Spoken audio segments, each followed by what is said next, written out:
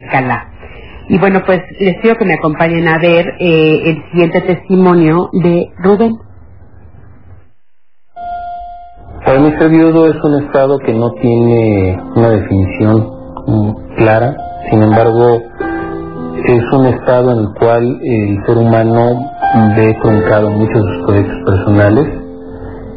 También es una buena oportunidad para hacer como un corte de caja, un alto en el camino, revisar lo que hemos hecho bien y lo que no, poderlo replantear, y sobre todo es esa oportunidad que tenemos, uno, de valorar y de agradecer lo que vivimos en vida con esa persona que ya partió, y dos, también reconocernos qué hemos hecho con nuestra existencia. Pues fue una etapa complicada porque mi esposa estaba en terapia intensiva, entonces esto me obligaba a estar las 24 horas en el hospital. La forma como yo me comunicaba con Max era vía telefónica.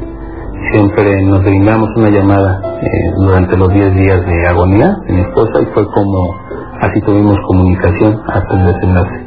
Durante ese tiempo Maximiliano se comportó con muchas dudas, mostró muchas dudas.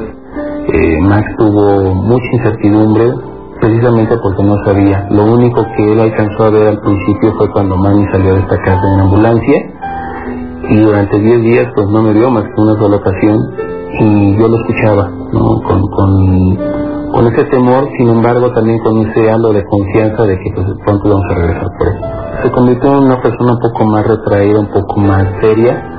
Sin embargo, ya 2 años de este proceso de viudez, puedo decirte que Max en este momento se encuentra en su punto más álgido de su duelo. Sin embargo, es un niño feliz, es un niño que vuelve a sonreír, que tiene amigos, que en la escuela va bien, que estamos a punto de pasar a 3er año de primaria, y lo hacemos con mucho gusto, aceptando que una de las mejores formas de honrar la memoria de mamá o de la nena es hacer bien las cosas.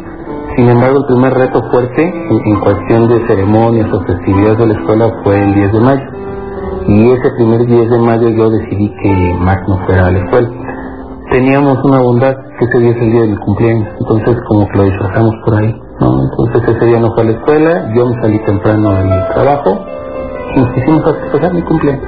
El duelo Max y yo lo vivimos de una manera plena, aceptando lo que estábamos viviendo, aunque no nos gustaba, regresando a casa con la firme convicción pues de aceptar esta nueva circunstancia de vida, aceptar que la nena o que mamá no iba ya a regresar físicamente, sin embargo podíamos mantener esta conexión, y que además nosotros éramos los únicos responsables para rehacer y volver a ser felices. Una de las primeras facetas que yo descubro con mi hijo Maximiliano es que a un niño, si tú le hablas con franqueza, con verdad, puede entender el proceso de la muerte. Actualmente me siento pleno, en paz, convencido de que la gran mayoría de las decisiones que yo tomé como padre han sido las correctas. Mi principal termómetro de vida es Maximiliano.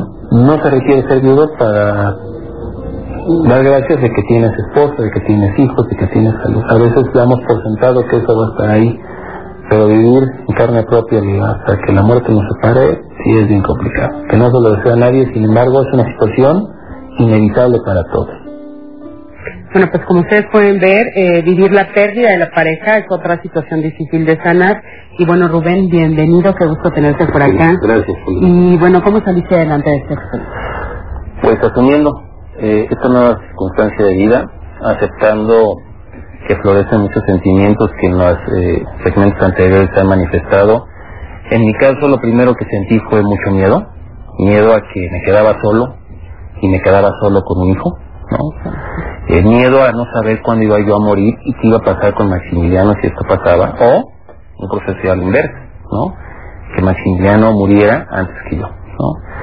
Y después de varias semanas en donde el miedo se apoderó de mí, venía el enojo, ¿no? El enojo creo que es una forma en donde concentramos nuestra impotencia ante esta circunstancia que no queremos aceptar, pero que es inevitable en este ciclo de vida.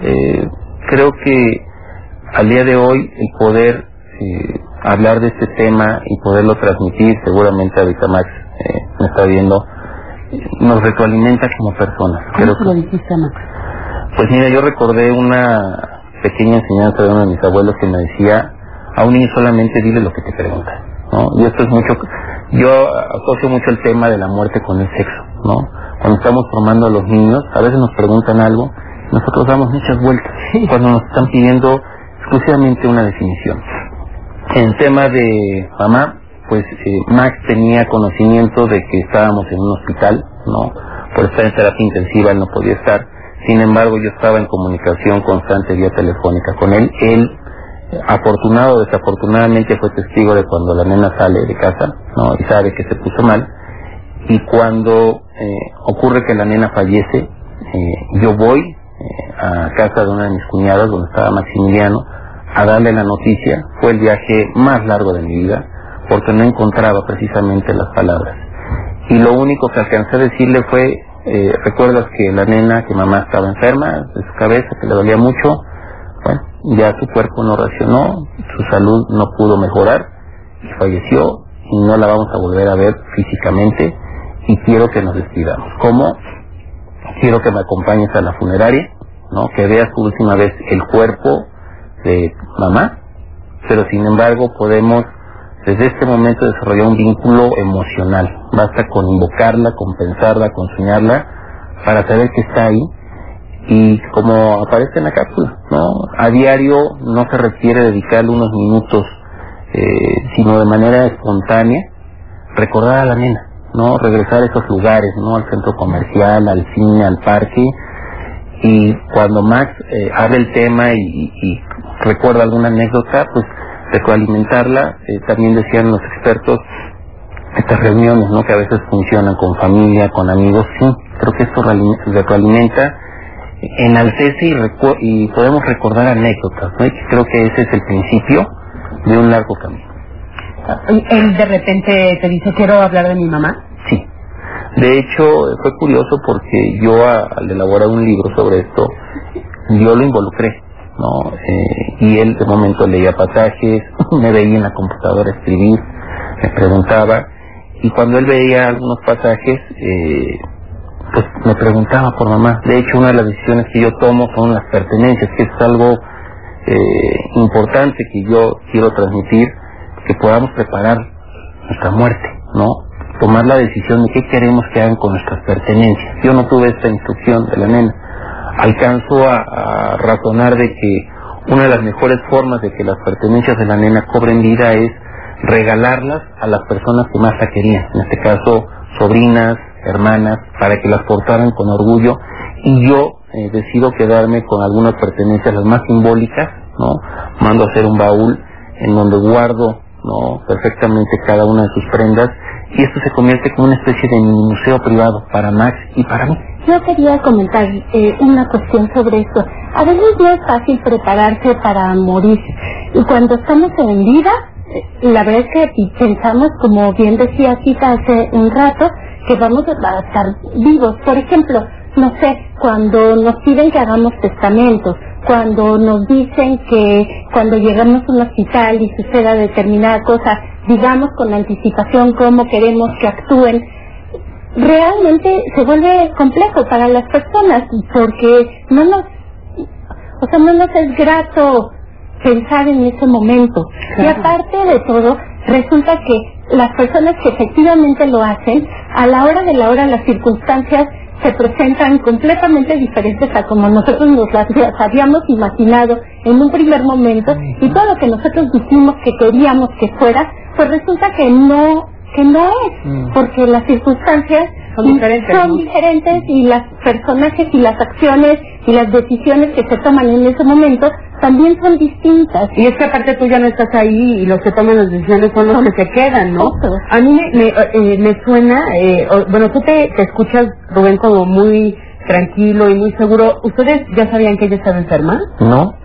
¿Fue de sorpresa? Fue de sorpresa. La nena era una persona muy saludable y fue realmente una tos mal cuidada. Ajá. Que desencadena en una derrame cerebral, ¿no? Y su agonía son 10 días, ¿no? No teníamos contemplado. ¿Y esto hace cuánto tiempo fue? Hace 2 años, 5 meses. Híjole, es impresionante escucharte también, ¿no? Y bueno, sí. Sonríes. creo que lo decía Úrsula, ¿no? El arte como desahogo es la mejor alternativa que un ser humano puede encontrar. Oye, y bueno, hablando de arte, tú nos traes unos libros, si quieres. Sí, gracias. Decir, bueno, nos vas a regalar algunos, ¿no? Sí, ¿Cuántos claro, nos traes de regalo? 5, pero si quieres, en este